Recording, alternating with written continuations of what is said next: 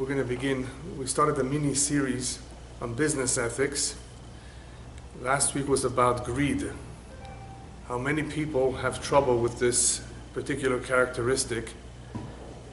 Greed is something that affects the entire world, not only certain people. The entire world is plagued by this problem. Tonight is going to be a similar topic, and it has to do with deception. I call it masters of deception. Why am I speaking about deception? Because the rabbis tell us that this world is olam hasheker. This world is very deceiving. What you see is not always real. People are not necessarily real. There's a lot of deceit going on, a lot of lies, a lot of falsehood. Especially right before Mashiach comes, right before the Messiah arrives, the generation before Mashiach, there's going to be a lot of, or I should say a lack of truth. And a lot of people will unfortunately be subjected to all types of lies. Even though this was always the case years ago, throughout the history of mankind, people always lied and there was always deception. Today with the mass media and communication, it's going to be a lot easier to reach people and to fool them, to cheat them, to mislead them. And the question is, how can we recognize that which is false, that which is deceiving? Well, if we're dealing with an individual, with one human being, a friend, a partner, you want to get to know him a little bit. The rabbis tell us, "B'shlosha dvarim adam nikar." One can tell a great deal about a person in three ways: bekoso, bekiso, ubekaaso. The way he drinks, how much he drinks, how does he act when he's drunk? Bekiso, with his purse, his pocket, how he spends, how much he spends. Is he generous? Is he stingy? And bekaaso, with anger. If you anger him, you make him upset, how does he react? In other words, there's several characteristics where we can evaluate, where we can judge more or less what this individual is all about, what kind of a human being he is. Three important areas. It won't tell you everything about him, but it will tell you a great deal.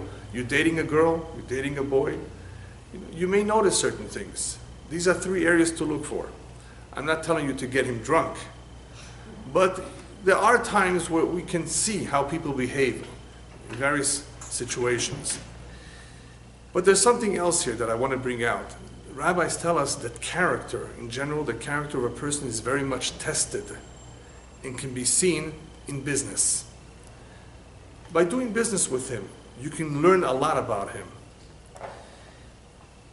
What I want to do tonight is share with you a little bit of my curiosity that I've always had for many, many years as to why people have a need to lie, to deceive, to cheat, to trick. Why should people want to do that? I've always been curious, what is pushing them to do it? Why is there an urge or a need for a person to come to that? Now, when we're talking about deceit, when we're talking about deception, we're no longer dealing necessarily with money here. That could be stealing. We called that greed last week. Deceit could be in many forms and fashions. It could be even amongst friends, husband and wife.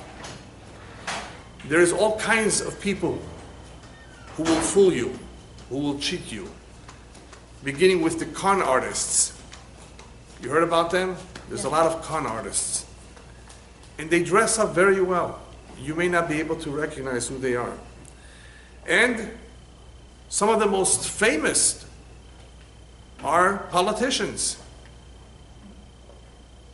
They also will speak nice, dress nice, appear nice, but they're not necessarily saying the truth. You have unscrupulous marketers marketing all kinds of products that are not worth it, totally not worth it. And still, they make it sound like it's something that you have to get, that you have to buy. You're getting a good deal. Then you have all kinds of situations at work with workers, employees, who may not be doing their job. And maybe they're misleading you in thinking that they're a good employee, they're doing their job, and they're not. So there are many, many areas of life where we come across people who deceive, who misrepresent, mislead. One of the worst ones, however, or I should say the most dangerous one, is cult leaders. And in the past 30 years or so, or actually more than 30 years, I recall at least 3 who have had a very, very powerful influence over many people, and as a result of some sort of manipulation of their mind, they committed suicide, all these people. There was even one group that belonged to an organization, Heaven's Gate, and I'm not going to mention names here, you can look it up yourself, cult leaders, where the leader was delusional, thought up of all kinds of strange ideas that as soon as this big comet is going to come by, there's some extraterrestrial beings on that comet that they're going to join, that their body is going to be replaced with another body, and they're going to go into another dimension. Somehow people were sold on this. And eventually they committed suicide to be able to join this shuttle or this spaceship that was there somewhere coming along with this comet. I'm telling you, crazy ideas. There were other groups, other cults in South America, committed suicide in Texas. All kinds of people that it's so difficult to understand how in the world were they led to this? How did they believe so much in one individual? How did he manipulate their mind? How were they convinced? I think even psychologists are arguing about this till this day, trying to figure out the mentality of the cult leader and the mentality of all these people who were convinced and who agreed to commit suicide. So we're not going to get into all the psychology, all the possibilities of why these people went along with it. I wanted to just give you an example of how an individual, whether he's delusional or not, makes no difference. In the end, he manipulated, he misled, he convinced a lot of people to do something terrible. And these people exist out there. My way of understanding these individuals, these leaders, is through something called self-deception. Now, self-deception is not something so simple to understand. They have argued a lot about this. The experts, the psychologists, what is self-deception? Is it really possible? How could a person deceive himself? But it exists. We know that it exists at various levels. And basically, it's a person who believes in his own lies. Even though it contradicts something else that he believes in, somehow he's sold in this. Somehow he cannot remove himself from this, even though he knows deep down that this may not be logical or true. He's deluding himself. So there are people out there that have this weakness, this self-deception. They're deceiving themselves. And that gives them the strength to go ahead and deceive others as well. When you look at a movie, and I'm not necessarily encouraging to look at movies, but on TV, for those of you who have seen various movies or shows, usually you can identify who's the good guy and who's the bad guy. Right? There's a good guy and there's a bad guy. And usually the way Hollywood has it is that the good guys always win. But anyway, somehow we can identify, we see it on the TV, and we can see the difference between the good guy and the bad guy. But I want to ask you a question. What differentiates the good guy from the bad guy? Who is to say he's the good guy and he's the bad guy? What makes one good and one bad?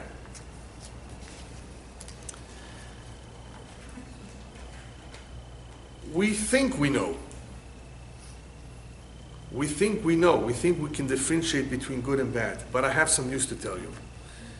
There's a famous saying by I think it was a poet, a French poet, Charles Baudelaire. I'm going to say it in French and then I'll translate. La plus belle des ruses du diable est vous persuader qu'il n'existe pas. One of the best tricks of the devil is to persuade you, to convince you that he doesn't exist. In other words, there's something out there that is making us forget or not perceive a certain reality.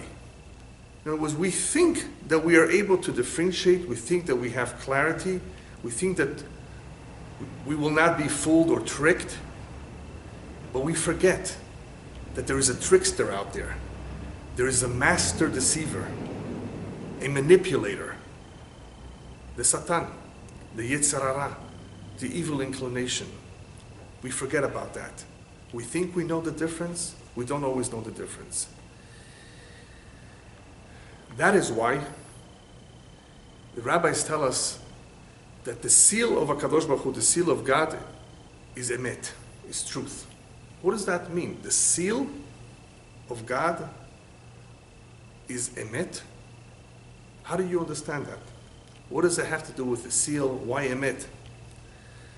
When you seal, when you stamp something, you want it to stand out. You want it to be revealed. You want something to be exposed, to be seen.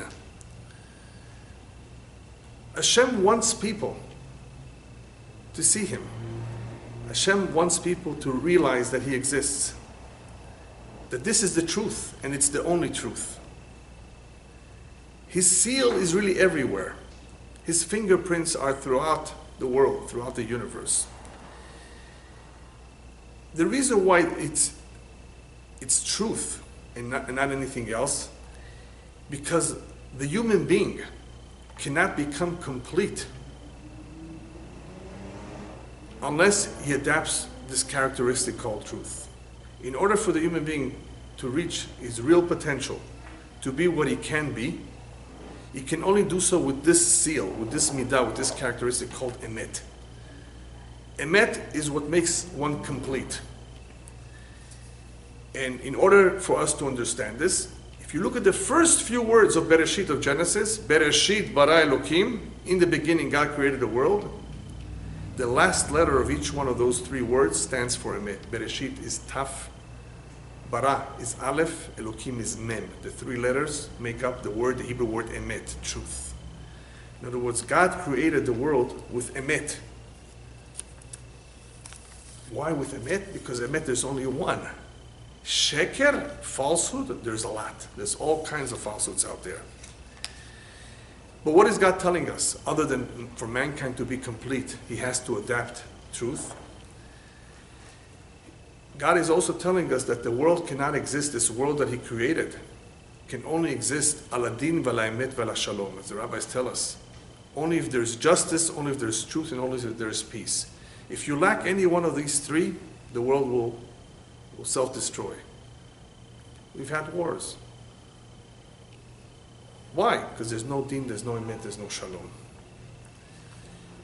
What we're being told from the very beginning of creation, that emet is so important, but be careful. Don't think, as important as emet is, that you can just hold on to it, grab it, adopt it. There is a very powerful koach atayah. There's a very, very powerful force out there that God created that misleads. Hataya, it misleads people. Where do we see that message? That's the whole story with the serpent, with the Nachash. The Torah is not telling us stories here, fairy tales about a serpent that seduced Chava, that convinced her in Adam. What's this all about? This is about the chief or master deceiver of all, the Nachash, the evil inclination, the Satan, the devil. Therefore, what we have as a counterpart to the seal of truth that symbolizes the exact opposite, symbolizing sheker, falsehood, is this evil inclination that will do the exact opposite of what is true. it will try to forge. It will try to mislead and cheat and fool. The exact opposite of what truth stands for and what truth represents. This other force will attempt to falsify, to mislead us to believing that there's something else out there. Why would he want to do that? Now, I've already explained that there's a need for the two of them to enable free will. But what's pushing him? And according to the Kabbalah, what's pushing the evil forces to do what they do is survival. In order for it to survive, it has to continue to mislead people. It has to have as many customers as possible. That's what gives him power. What gives the Satan, what gives the evil inclination power, what empowers him, is more and more customers who will live their life according to his philosophy.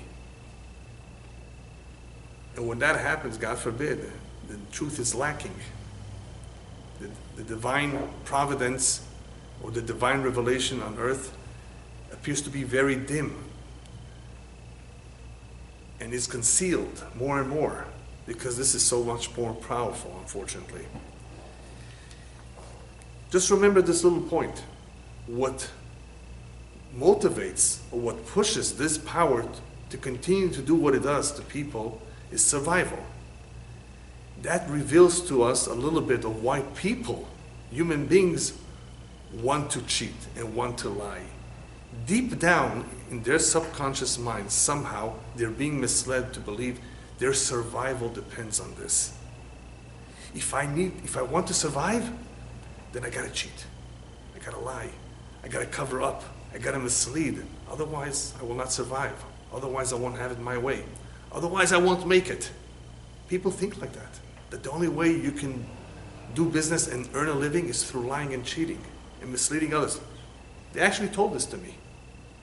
Businessmen told me, if you don't lie and you don't cheat, then you're not going to make money. They actually believe that. And it's so untrue. So there's something there that is connecting their way of thinking with what the evil inclination represents, or what the evil inclination wants, and that is to survive. And that is so wrong. One of the most powerful forces out there that is complete deception is witchcraft, which we'll talk about another time. How does witchcraft work? What is it exactly? How could they have so much power, those who use witchcraft? But all I will say right now is that this is complete deception, completely not true. There are certain kinds of witchcraft that if they come in contact with water, it cancels them out, it neutralizes them. They go back to being what they were originally, before they were changed as a result of witchcraft. Because witchcraft is not real. It cannot last. Its effect is not permanent, because it's not real. But it's an illusion. People actually think there's something there. It appears to be that there's something there. It is very powerful indeed, but it's based on sheker. It's false. It's not real. It's therefore a very, very powerful source of deception. If you read the Torah, therefore you will find only one place where the Torah says, stay away, keep your distance. From what? From sheker. Midvar sheker tirchak. Distance yourself from falsehood. You don't see the word tirchak, distance yourself from anything else. It says don't do that, don't eat this. But tirchak, stay away at all costs. Stay away, keep a distance from sheker. You don't want to associate with that. You don't want to have anything to do with that which is false, that which is wrong, that which is misleading. You don't want to belong to that club. It's a very dangerous club. Which club should you belong to? The Torah says very clearly, "Ve'halachta bidrachav." Walk in the path of God. Emulate His ways. Be like Him. The rabbis tell us that the more one cherishes the truth, the more one is willing to sacrifice even his personal gain for the truth, the closer he will be to emulating God's ways, and the stronger the relationship with God will be. It all depends on this midah, this characteristic called truth. For those who want more detailed information about truth and falsehood, I've already covered those topics in 3 lectures when we did a series about refinement of one's character. You have a lecture about honesty, about truth, and about falsehood. So there's no reason for me to repeat all the details or all the examples of those 3 areas, but I think we need to cover at least a few examples of some that we take for granted, that we think that's not so bad, but in the end, they really belong to that camp, the camp of deception. So I'm going to give you a few examples. First area in Hebrew is called ona'at mamon, deceit in areas of money. What's a form of deceit in areas of money if you're in business? Overcharging. Overcharging more than what you're supposed to. Taking advantage of people's ignorance, not knowing what something is really worth. Or just because nobody else has it, you take advantage of the people, they have to come to you, and therefore you're going to hike up the price. All of that is ona'at mamon. You're abusing them. You're cheating them in the area of money. Or here's another example that I've seen a lot of times. Somebody wants to sell a used car, and he tells the buyer, the potential buyer, I'm selling it to you as is. When he knows, the seller, that as is really concealing some problem. Maybe the transmission is no good. You have to tell the buyer, listen, the transmission is not good. I can deduct so much for the transmission. It's up to you if you want to buy it, but at least he was upfront about it. Just saying as is, thinking that this covers you, no, it doesn't cover you if you know. Now, if you don't know that there's a problem there, that's something else. I'm selling it to you as is, but I don't know.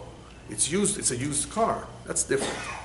But when you know the truth and you're misleading, cheating him,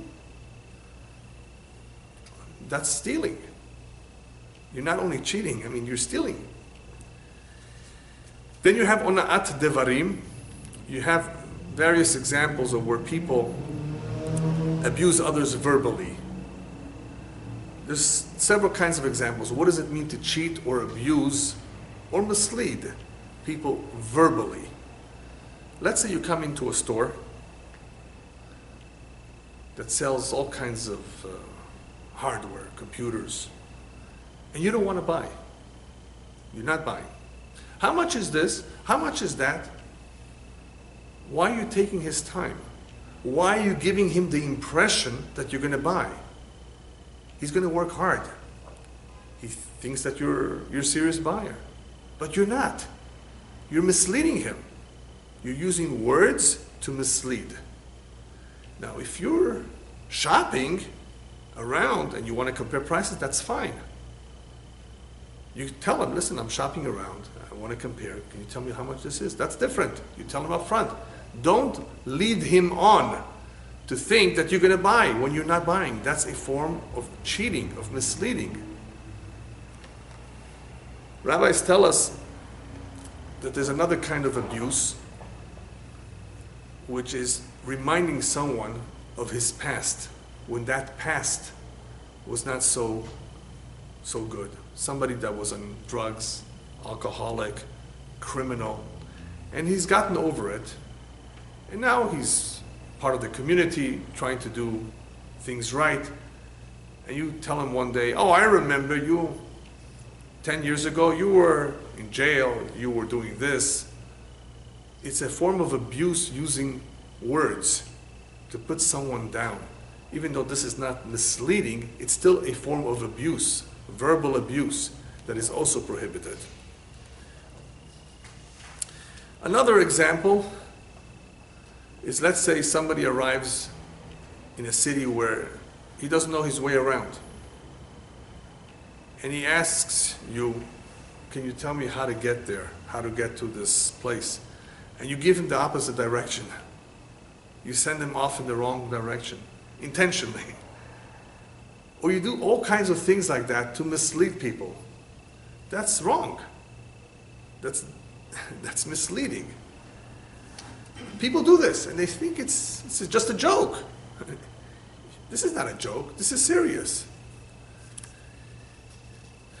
Another one is gnevat dat. Gnevat dat, what means to steal someone's mind? How do you steal someone's mind? Rabbis tell us in the Midrash, there's 7 kinds of thieves. You thought there was one? There's 7. The first one is the one, shegonev dat chavero, the one who steals the mind of his friend. What's that? How do you steal someone's mind? In English, it's called misrepresentation. This we see a lot of. The packaging, the labeling of something which is really not correct. They tell you it's 100% pure, some sort of juice, and it's not. It's just the label is misrepresenting. Now this is against the law. If it's really misrepresenting, it's even against the American law. But sometimes you can get away with it. If you put in small little letters that most people can't read, or are not going to bother reading, or they have to take out their reading glasses. You know, it's not fair.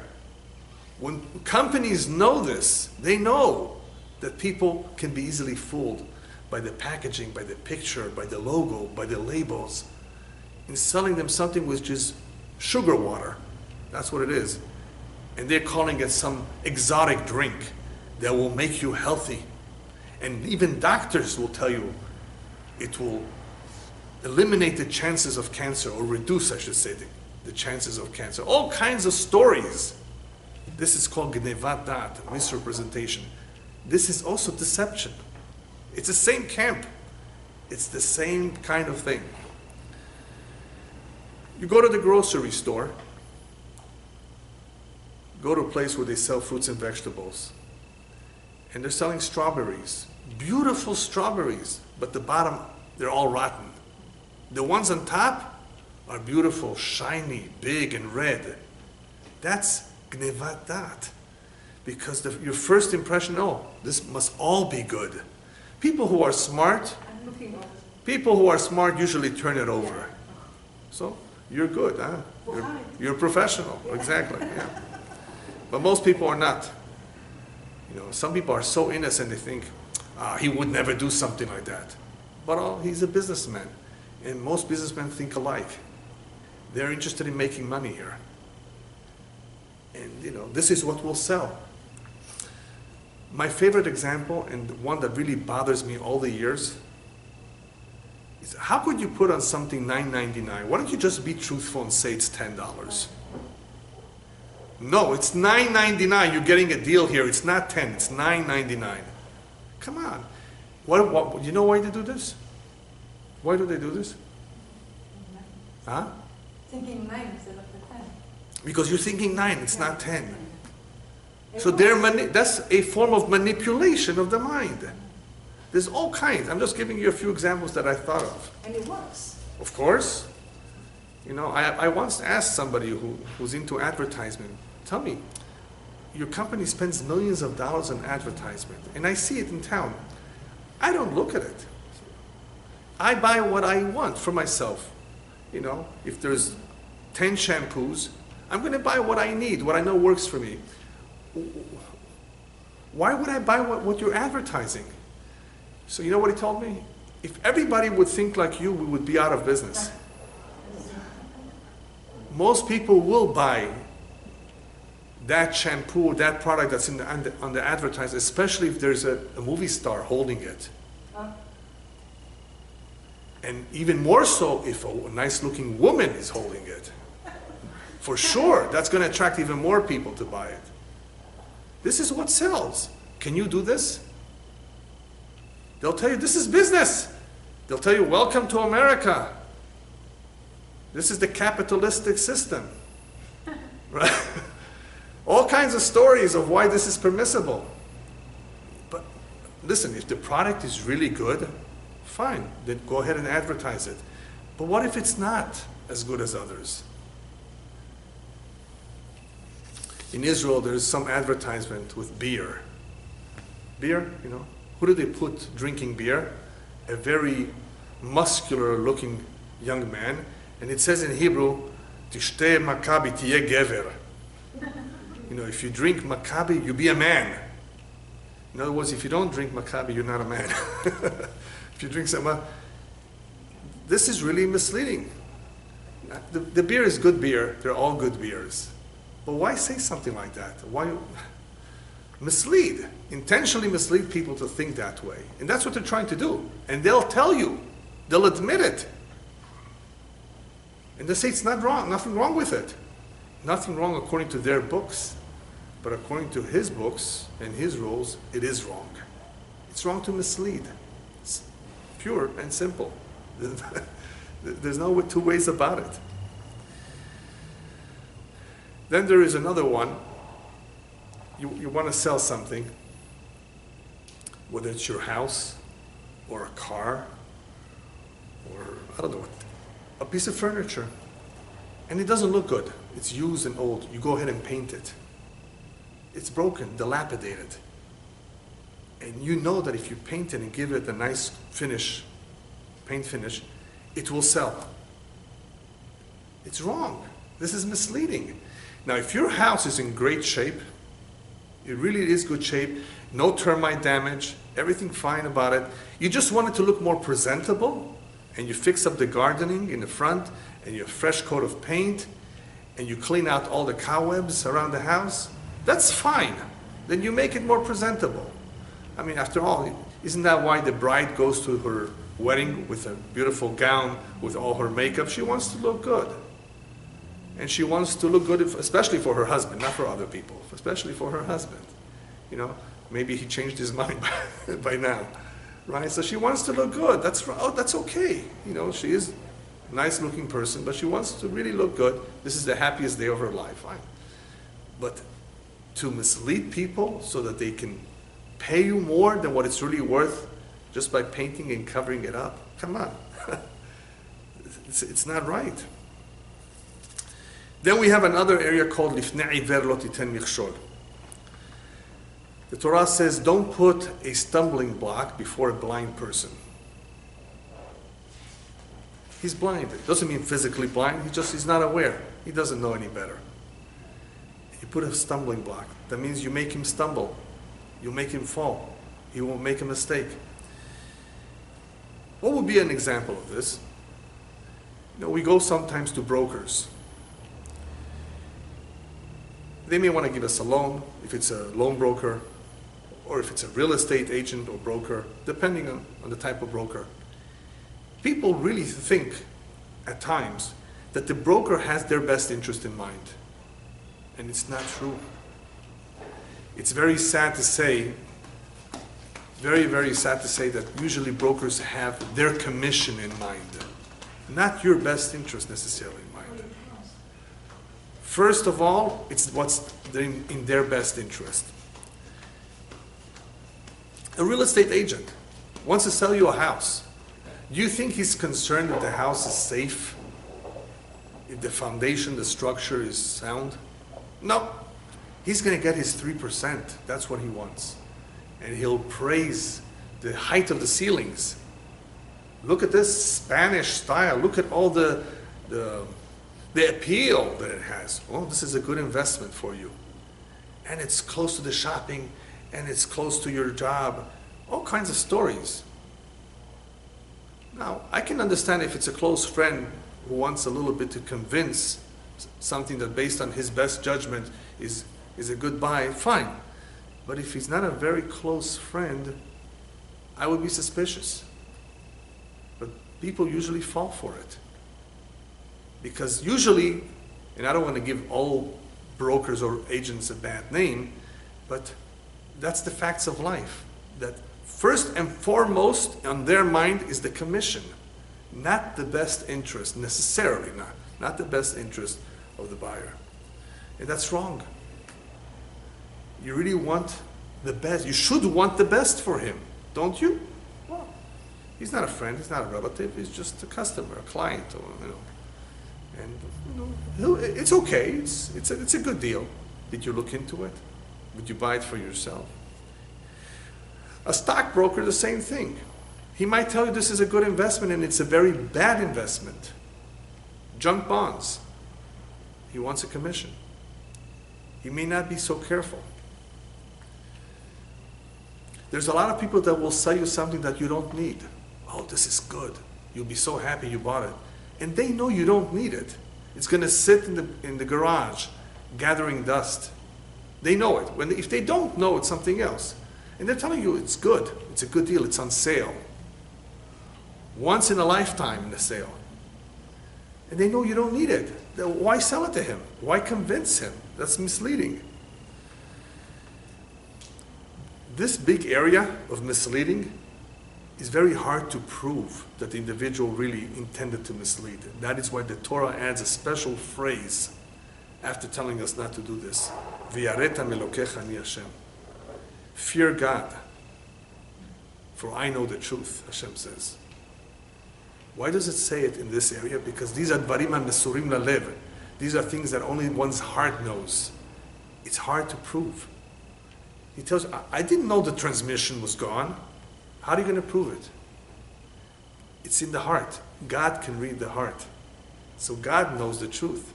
V'yareta melokecha. Therefore, if you're about to do something that no one will ever find out the truth, well, just remember, He knows the truth. So fear God.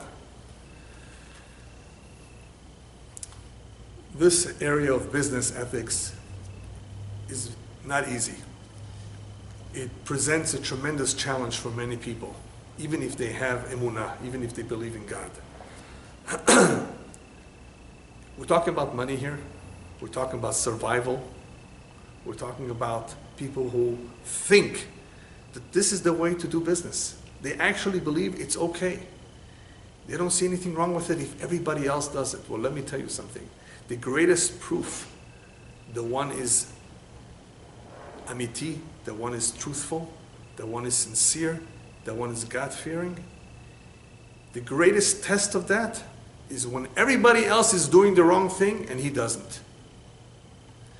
Because that makes it so much more difficult.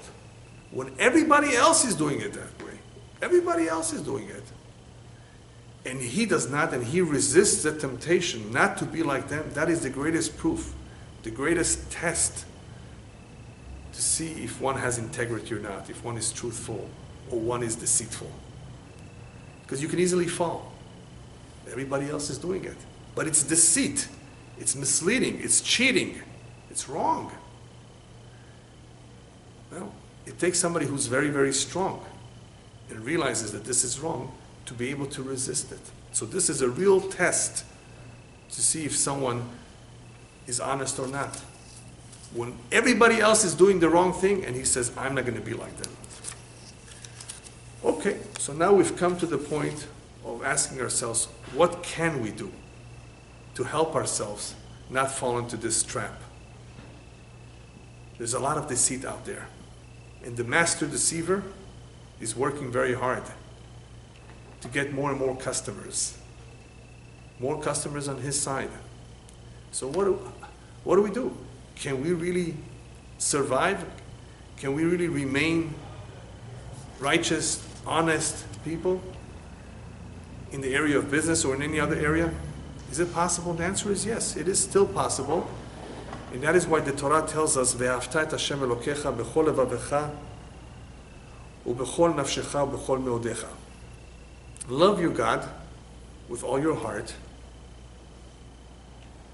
b'chol nafshecha, even if it means giving up your life, u'b'chol meodecha, and with all your possessions. And one of the questions raised about this is, why say with all your possessions? We already said, b'chol levavecha, love God with all your heart. Why add with all your possessions? So the rabbis tell us, some people love their body, some people love more their money. And they're not willing to give it up. There's a famous comedian, I forgot his name, who said the following joke. He was once stopped by a robber with a gun. He says, "Your money or your life?" And he said, and I told him, "Well, let me think about it. Give me a minute to think about it." You know what this joke says? Pretty much tells us the answer to this question. Why say bechol meodecha? Because there will be some people that will say, go ahead, my life, or my money, or whatever. There are some people who will choose their money and give up their life. And for that reason, Hashem says, bechol meodecha, love me with your money. Don't love your money more than you love me. Do things right, even though it means that you have to give up your money. So because you have individuals who care more about their money than care about their life, it says, love your God with everything you have. It all depends on the individual. In other words, this commandment is geared towards everyone, depending what's more valuable to that individual. Okay, I want to love God with all my heart, with all my soul, with all my money. How do I go about it? There are a lot of temptations. There are a lot of challenges. People say it's very difficult to be honest. Where do we start? What's the best place to start? So I think I'm going to suggest just a few easy ideas of where everyone, whoever wants to really begin to train himself to be an honest person, to be a truthful person, and not to cheat and to deceive others. This is a place where it's easy to start. Number one, train yourself not to flatter people. Now, be tactful, yes. To be nice to people and to be tactful, to be diplomatic, to be correct, yes. But don't flatter because you want his favor. What is flower? Chaplusi in Farsi. Okay? Don't flatter. Lo lachnof, chanufa in Hebrew. Yeah. When you want a favor from him, you smile to him and you say nice words to him with the intent of getting something from him. People do this. This can be controlled. It's not easy, but it can be controlled. This is a place where one can start. Don't flatter. Don't mislead someone. By saying words that you would not say otherwise. But because you want his favor, you want his help, you want a job, you're flattering him. Be careful not to flatter. Number two, a promise is a promise. La'amod badibur. You said you will do something, do it. As much as possible. You committed yourself to do something that is feasible, do it. You have to push it off a little bit, fine. Do it. You said something to someone that you will do, you will give, you will help, do it. A word is a word. Make sure that you are truthful. How? By keeping your promises. Number three, admit mistakes. You were wrong. Admit it. It's so hard for people. It's very hard. People want to cover it up. They want to conceal. They want to mislead. They want to lie. Try hard to at least once in a while, even once in a while, admit a wrong, admit a mistake. It will go a long way. The next one, I think, is very, very much overlooked. Very much overlooked. I've noticed it too much. Is that people allow themselves to use something that belongs to someone else without asking his permission. In certain countries, every phone call you make costs money. Here in America, there are certain plans that, unlimited calling. So there's no expense. But it used to be, I remember seeing this. People would be invited over someone's home, and without asking permission, they would just pick up the phone and make a phone call. Did you ask permission? It costed him? Even though it's 10 cents, it makes no difference. People who do not ask for permission in using something that belongs to someone else, especially if there's an expense to it, they're ganavim, they're thieves. A thief is not just $10 million. A thief is even for 10 cents. Not asking permission, taking something that is not yours, regardless of how much it is. That shows that this person is not honest. I wouldn't trust him. That, to me, is already enough. I've seen enough. That already tells me something. Now let me share with you what I've noticed when I was a young man, studying in the yeshiva. In Israel, you recall, there used to be something called an asimon. Yeah. It's a token that would be used in the phones. Instead of putting real money, you would put as a token. So sometimes people approach me, do you have an asimon for me? Do you have one of these tokens, one of these chips? I said, okay, here's one. And it's about 25 cents. Yeah. 9 out of 10 would not give it back to me. Maybe 8 out of 10 would not give it back to me. One of them I saw, every time he borrowed, he wrote it down. That he borrowed from me, and he gave it back. What did I learn from this? The other ones that never gave back, I can't lend them again. That would be wrong of me to lend them. And I don't have to embarrass myself to go ask them, oh, by the way, you owe it to me. So I felt very uncomfortable. It's very awkward. And if they would ask me, do you have an asimon? I would say no. And I wouldn't be lying. Why not? I don't have to give for you. I have to give to someone else. Those I have, but not for you. You know? It's awkward. It's uncomfortable telling the person, listen, you don't return what you took. You know, you can't trust you. Can't do business with you either. So therefore, this is an additional idea. You borrowed even the quarter from someone, make sure you give it back to him as soon as possible, even though all it is a quarter. I cannot stand it. If I had to, for some reason, borrow anything from anybody, it'll bother me. I won't be able to go to sleep that night until I give it back. I don't want to owe. I took something from someone else. Give it back as soon as possible. Those that don't give it back, and there are those who don't want to give it back. Not that they forget, they don't want to. It's coming to me, he has enough money. They come up with all kinds of excuses. He's rich anyway. Oh, his father will give him some more.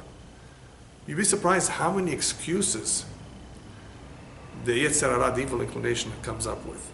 But what does it all show? Dishonesty, deception, lies. Can you do business with them? No, I wouldn't. The Lubavitcher Rebbe said something very powerful. The last Lubavitcher Rebbe. He says people are looking for all kinds of ways to grow spiritually, to become better people. And Chassidut teaches that meditation and prayer can help one a lot. But he said as follows: meditation and prayer, while spiritually transformative, do not match the power of doing business ethically.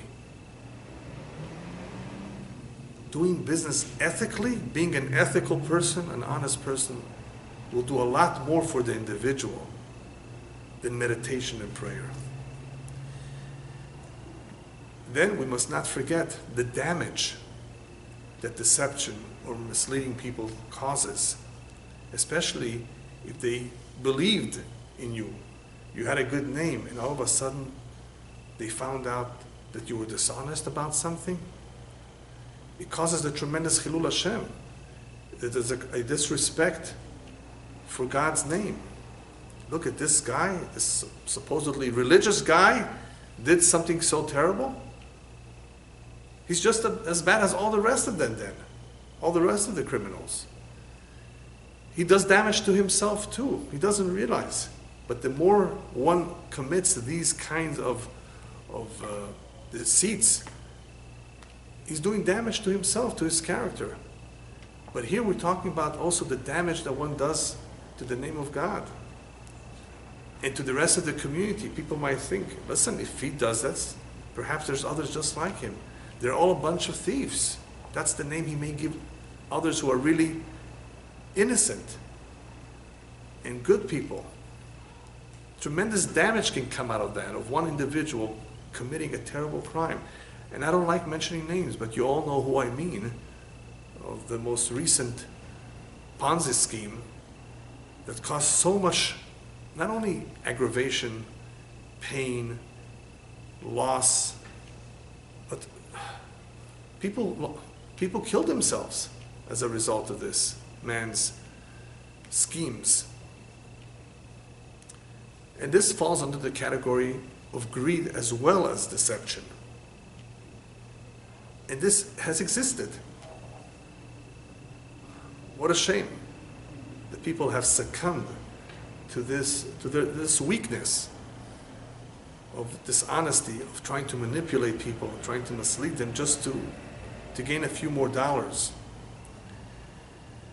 On the other hand, if one conducts himself properly, behaves himself, deals with his customers honestly, whether it's in weights and measures, where he's careful, or whether it's with anything that he does, that he's careful, not to mislead people. People will notice that. People will take notice of one who's honest. And then you have the opposite effect. You have the Kiddush Hashem. You have God's name being sanctified. Look what an honest man this is. His parents are so lucky, so fortunate. As the rabbis tell us, Ashrei Yolato, fortunate are the ones that gave birth to him. So much good comes out when an individual conducts himself in such a pleasant way with people, a charitable way, in an honest way. He sanctifies God's name. And last but not least, the Torah reminds us, Kedoshim Tiyu, be holy. Strive to be holy. Don't be tied down to materialism. Elevate yourself by forming a stronger connection with God. This will help you be more ethical. This will help you guard against all the forces of evil that are trying to mislead. We need protection. We need strength.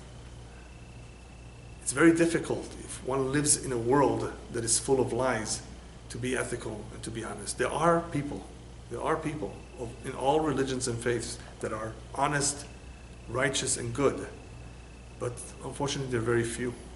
The Torah therefore tells us, Kedoshim Tiyu. If you follow the path of being a holy people, a holy nation, you will have it easier, not assimilating to the corrupt ways of others.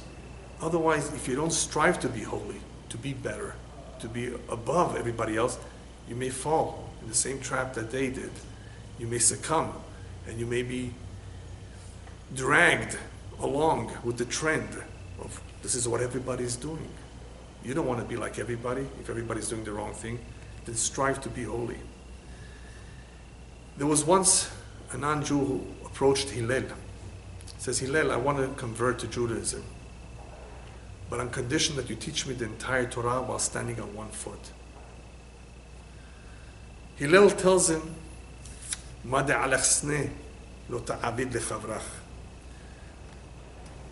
is hateful for you, do not do to your fellow human. He tells him, that's the whole Torah. The rest is commentaries. What you don't want people to do to you, then don't do it to others.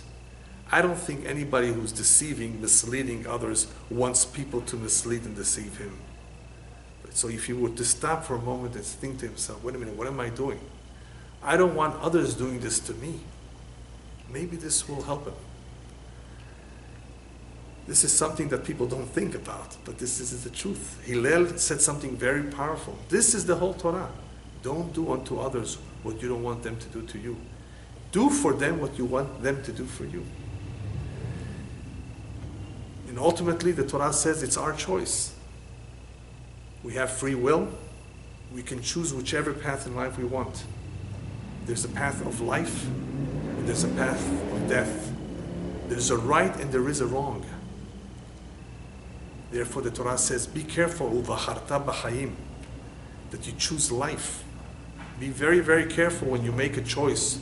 Be very, very careful before you do something that is questionable. Ask yourself, is this leading me to life, or is this leading me in the opposite direction? If people were to think a little bit more about what they do, and to consult perhaps with those areas that they have any questions, whether something is ethical or not, then God willing, they will stay in the path of life, the path of Emet, the path of Hashem.